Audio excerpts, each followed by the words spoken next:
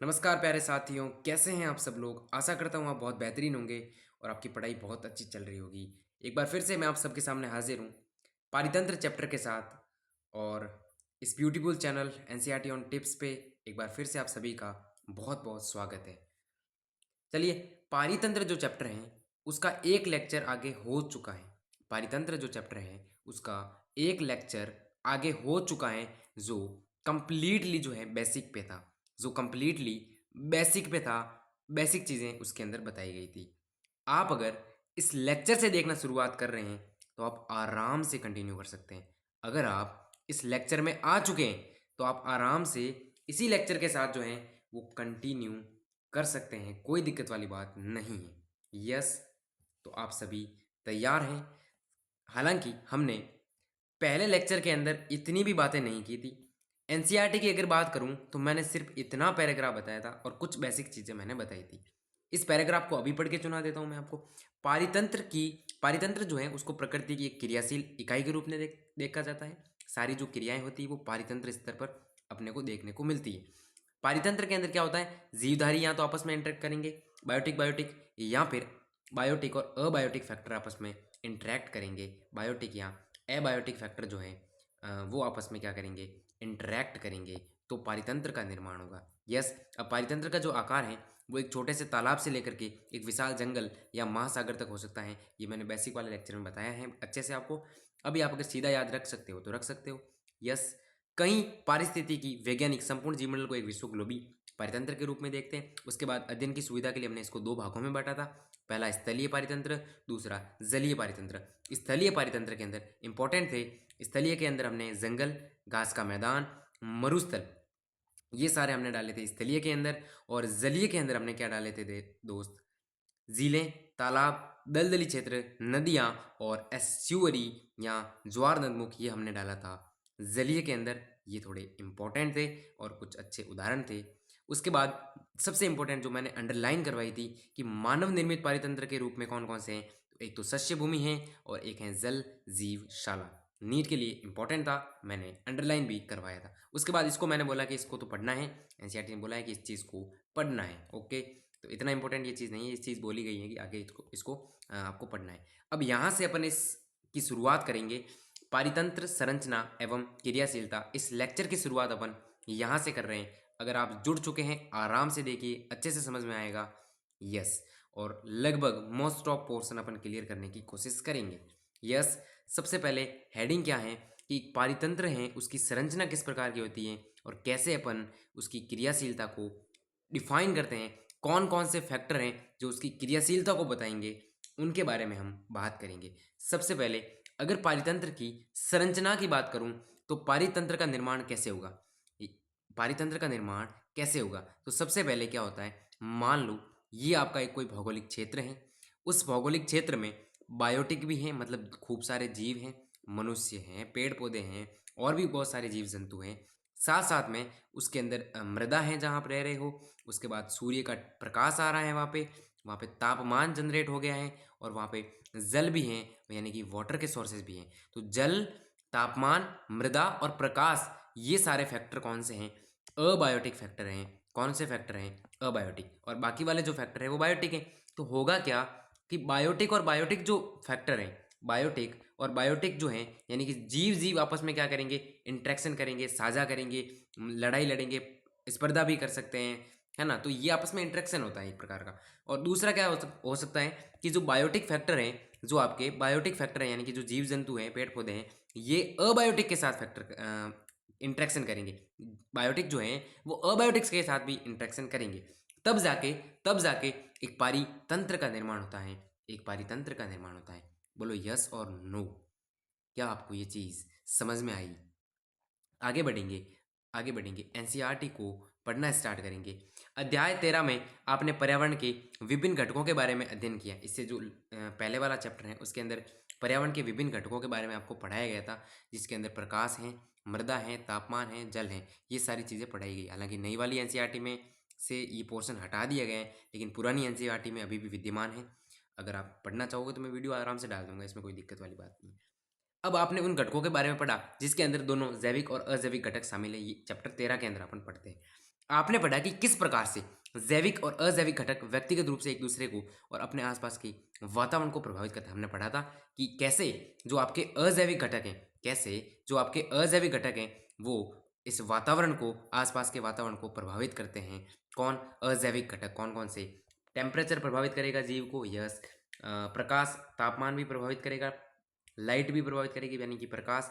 मृदा से भी खूब सारी चीज़ें डिफाइन होती हैं। और साथ साथ में एक जल था जो सबसे इंपॉर्टेंट है। वो कहते हैं ना, जल ही जीवन है, जल ही जीवन है, यस। तो ये चीज़ें अपन उस चैप्टर में पढ़ते हैं। हालांकि मैं आपके लिए वीडियो बना दूंगा और उसके अंदर अपन अच्छे से समझ लेंगे, यस। उसके बाद अब इन घटकों को अपन अधिक समेकित या संयुक्त रूप से देखेंगे और पारितंत्र के घटकों के अंदर ऊर्जा प्रवाह कैसे संपन्न होता है ये चीज़ जानेंगे, यस। स्टार्ट करेंगे दोस्त।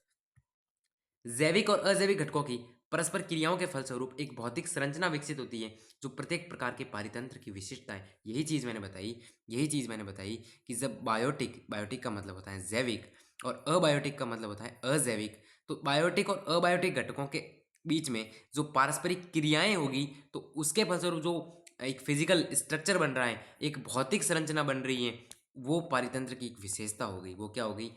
एक पारितंत्र की विशेषता हो गई।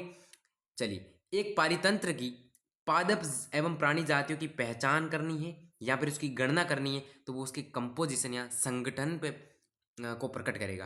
किसी भी जाति की, चाहे आप पादप की करो, चाहे आप जंतु की करो, उसकी गणना करना चाह रहे हो या फिर उसकी पहचान करना चाह रहे हो तो वो किसको प्रदर्शित करेगा? उनके कंपोजिशन को प्रदर्शित करेगा। मान लो गणना उनकी ज़्यादा आ रही है, मतलब वो ज़्यादा संगठित है, ज़्यादा संख्या में है, ज़्यादा संगठित है, यस। मेरी बात आपके समझ में आई होगी। उसके बाद विभिन्न स्तरों पर विभिन्न प्रजातियों के ऊर्ध्वाधर वितरण को स्तर विन्यास कहते हैं। इसको अंडर मार्क करेंगे, इसको अंडरलाइन करेंगे। Very very important line. विभिन्न स्तरों पर विभिन्न प्रजातियों के ऊर्ध्वाधर वितरण को स्तर विन्यास कहते हैं। सबसे पहले ये होती है ऊर्ध्वाधर और ये होती है क्षैतिज।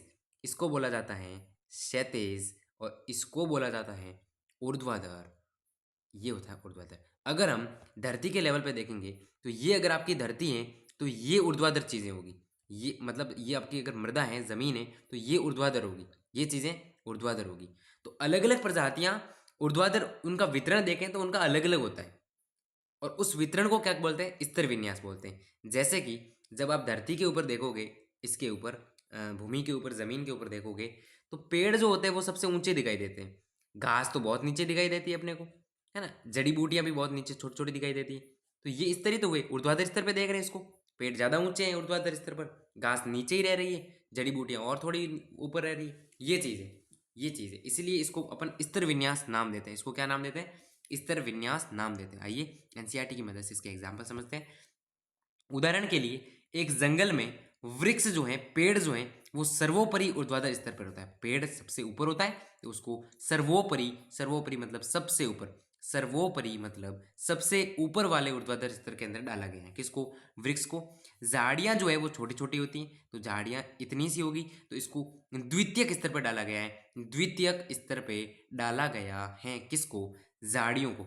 उसके बाद जड़ी बूटियां जो होती हैं और जो घास होती हैं वो सबसे निचले यानी कि धरातलीय स्तर पर ही होती है। लगभग लगभग आपके धरातल स्तर पर होगी, लगभग लगभग कहाँ होगी? धरातल स्तर पर होगी, यानी कि सबसे निचले स्तर के ऊपर मानी जाती है। तो ये था आपका स्तर विन्यास। और याद रखना, इसको ऊर्ध्वाधर वितरण पे देखे जाएंगे, इसको ऊर्ध्वाधर वितरण पे देखा जाएगा। आपको कंफ्यूज करने के लिए कभी क्षैतिज वितरण लिख दे तो भूल से भी टिक मत करना, भूल से भी टिक मत करना, क्योंकि ये आपका स्तर विन्यास जो है वो ऊर्ध्वाधर वितरण को दर्शाएगा। क्या मेरी बात आपके समझ में आ रही है? पारिस्थितिक तंत्र के सारे घटक एक इकाई के रूप में तब क्रियाशील दिखते हैं तब जब आप निम्न पहलुओं पर दृष्टि डालते हैं। सबसे पहले पारितंत्र के अंदर सारे जो घटक हैं वो एक इकाई के रूप में आप कब देखोगे? सारी चीज़ें, क्रियाएं कब देखोगे? जब आप इन चार चीज़ों को होते हुए देखोगे या इन चार चीज़ों के ऊपर बात करोगे, तब जाके अपने को समझ में आएगी कि कैसे पारितंत्र के अंदर क्रियाएं होती हैं। तब जाके अपने को फील होगा। इसका मतलब ये सारी चीज़ें बहुत ही ज़्यादा इंपॉर्टेंट है। कौन कौन से पहलू हैं? सबसे पहला आता है उत्पादकता। सबसे पहला क्या आता है? उत्पादकता। उसके बाद आता है अपघटन। उसके बाद आता है ऊर्जा का प्रवाह और लास्ट में आता है पोषण चक्र। लास्ट में आता है दोस्त पोषण चक्र। क्या मेरी बात समझ में आई क्या दोस्त? अब अपन क्या करेंगे? उत्पादकता थोड़ी सी लेट है, उसके पहले ये पैराग्राफ दे रखा है, इसको देखते हैं अगर इसके अंदर कुछ इंपॉर्टेंट हो। ये 4 चीज़ें आपको बहुत अच्छे तरीके से याद रखनी है, बहुत अच्छे तरीके से क्या रखनी है, याद रखनी है। आइए एक जलीय पारितंत्र के गुणधर्म या प्रकृति को समझने के लिए आइए एक छोटे से तालाब को उदाहरण स्वरूप लेते हैं। कौन सा पारितंत्र? जलीय पारितंत्र। पारितंत्र को हमने 2 भागों में बांटा, एक मेरा स्थलीय पारितंत्र और दूसरा मेरा जलीय पारितंत्र। अब ये जलीय पारितंत्र के गुणधर्म समझा रहा है। कैसे समझा रहे हैं? एक छोटे से तालाब की मदद से, एक छोटे से तालाब की मदद से। तालाब आप सभी ने देख रखा होगा, तालाब आप सभी ने देख रखा है, और उस तालाब का उदाहरण लेके अपन एक जलीय पारितंत्र को भी समझते हैं। बहुत मजा आने वाला है। चलिए, यह एक औचित्यपूर्ण, स्वपोषी और अपेक्षित रूप से सरल उदाहरण है। एग्जाम्पल तो सरल है तालाब का, और स्वपोषी है क्योंकि इसके अंदर पेड़ पौधे भी तो पाए जाएंगे। अभी अपन आगे बात करते हैं, जो हमें एक जलीय पारितंत्र में यहाँ तक कि जटिल पारस्परिकता या अनोन्य क्रियाओं को समझने में सहायक है। आइए कैसे समझने में सहायक है, अभी अपन समझते हैं। एक तालाब उथले पानी वाला एक जल निकाय है। हम किसका एग्जाम्पल ले रहे हैं दोस्त? हम किसका एग्जाम्पल ले रहे हैं दोस्त? तालाब का एग्जाम्पल ले रहे हैं। मान लो ये मेरा एक तालाब है। मान लो ये मेरा एक तालाब है, और ये इसके अंदर, माफ करना दोस्त एक सेकंड, ये इसके अंदर क्या है? ये इसके अंदर क्या है? पानी है। ये इसके अंदर क्या भरा हुआ है? पानी भरा हुआ है दोस्त। क्या भरा हुआ है? पानी भरा हुआ है। ये तालाब के अंदर पानी भरा हुआ है। यस, क्या मेरी बात समझ में आ रही है? अब देखो, तालाब उथले पानी वाला, उथले मतलब तालाब थोड़ा सा उथला होगा। यस, और वो एक जल निकाय है। यस, जल निकाय है, जिसमें एक पारितंत्र के सभी मूलभूत घटक बेहतर ढंग से प्रदर्शित होते हैं। कैसे प्रदर्शित होते हैं, आइए बात करते हैं। यानी कि ये कह रहे हैं कि पारितंत्र के सारे जो घटक हैं वो एक तालाब के अंदर देखने को मिल रहे हैं। कैसे, आइए बात करते हैं। पानी एक अजैविक घटक है। सबसे पहली चीज, तालाब के अंदर पानी तो होगा तभी उसको तालाब बोला है। जो आपका पानी है, जो आपका पानी है, H2O जिसको बोलते हो, या फिर जो जल है, या फिर जो पानी है, क्या मैंने पहले बताया नहीं आपको कि पानी एक अजैविक घटक है? पानी आपका अजैविक घटक है, यानी कि अपने को अजैविक घटक तो मिल गया, वाटर। यानी कि यानी कि अब अपन अगर आगे बात करें तो पानी एक अजैविक घटक है जिसमें कार्बनिक और अकार्बनिक तत्व और प्रचुर मृदा निक्षेप तालाब की तली में जमा होते हैं। जब आप इस तालाब के तल में जाओगे, नीचे जाओगे, तो सबसे नीचे जहाँ पे तालाब की एंडिंग होती है, सबसे नीचे वहां पे आपको कार्बनिक घटक मिलेंगे, अकार्बनिक तत्व मिलेंगे, कार्बनिक तत्व मिलेंगे, और क्या मिलेंगे दोस्त? अकार्बनिक तत्व मिलेंगे, और नीचे तो मृदा भी तो मिलेगी। नीचे मृदा भी तो मिलेगी। इसका मतलब मृदा भी एक अजैविक घटक है। तो एक और अजैविक घटक आ गया, एक और अजैविक घटक हमारे सामने आ गया। तो कौन कौन सी चीजें मिलेगी? कार्बनिक पदार्थ नीचे मिल जाएगा, अकार्बनिक तत्व भी मिल देंगे, और प्रचुर मात्रा में मृदा भी तालाब की तली में जमा होगी सबसे नीचे। ठीक है सर।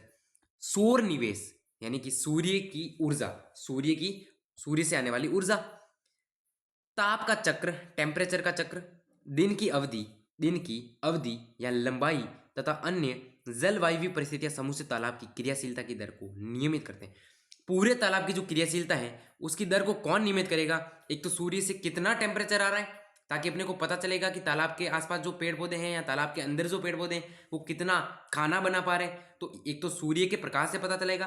टेम्परेचर का चक्र क्या है, किस प्रकार का, लो है, हाई है, उससे भी क्रियाशीलता के बारे में पता चलेगा।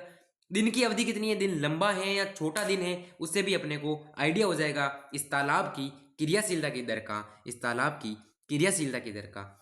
स्वपोषी घटक जैसे पादप प्लवक इसके अंदर पाए जाएंगे। नीचे जो पौधे होते हैं उनको बोला जाता है पादप प्लवक। पादप प्लवक जो कि स्वपोषी हैं, अपना खाना खुद बनाते हैं, सूर्य के प्रकाश की मदद से अपना खाना खुद बनाते हैं, इसलिए हमने इसको क्या बोला? स्वपोषी बोला। हमने क्या बोला? स्वपोषी बोला, क्योंकि ये अपना खाना खुद बनाते हैं। यस, कुछ काई यानी कि शैवाल, इसके अंदर कुछ शैवाल भी पाए जाएंगे, तथा प्लवक एवं निमग्न और किनारों पर सीमांत पादप। निमग्न यानी कि या तो पूरे हुए डूबे होंगे, या फिर किनारों के ऊपर जो है कुछ पादप मिलेंगे। तालाब के किनारों पर सीमांत पादप, सीमा के अंत में जो पादप मिलेंगे वो किनारों पर पाए जाते हैं। क्या मेरी बात समझ में आई? ये सारी चीज, अंदर भी आपको पादप प्लवक मिलेंगे, बाहर किनारों पे भी आपको पादप मिल सकते हैं। यस, ये चीज तो थी आपकी स्वपोषी चीजें। ये सारे पादप प्लवक हो गया। शैवाल भी क्या करेंगे? फोटोसिंथेसिस करेंगे, प्रकाश संश्लेषण करेंगे सूर्य के प्रकाश की मदद से। तो ये तो स्वपोषित चीजें हो गई तालाब के अंदर। उपभोक्ताओं का प्रतिनिधित्व प्राणी प्लवक करते हैं। उपभोक्ता मतलब स्वपोषित चीजों को खाने वाला। उपभोक्ता मतलब स्वपोषित चीजों को खाने वाला। तो प्राणी प्लवक क्या करेंगे? जो ये पादप प्लवक हैं उनको खाएंगे। जो ये पादप प्लवक हैं जो खाना बनाते हैं, कुछ स्वपोषी हैं, उनको खाने का काम कौन करेगा? प्राणी प्लवक। तो ये प्राणी प्लवक क्या हो जाएंगे दोस्त? उपभोक्ता हो जाएंगे। उप उपभोक्ता हो जाएंगे। क्या हो जाएंगे दोस्त? उपभोक्ता हो जाएंगे। तथा स्वतंत्र प्लवी एवं तलीयवासी जीव स्वरूपों द्वारा पारितंत्र किया जाता है। स्वतंत्र प्लवी और भी होंगे इसके अंदर, तालाब के अंदर, जो कि पादपों को खाएंगे।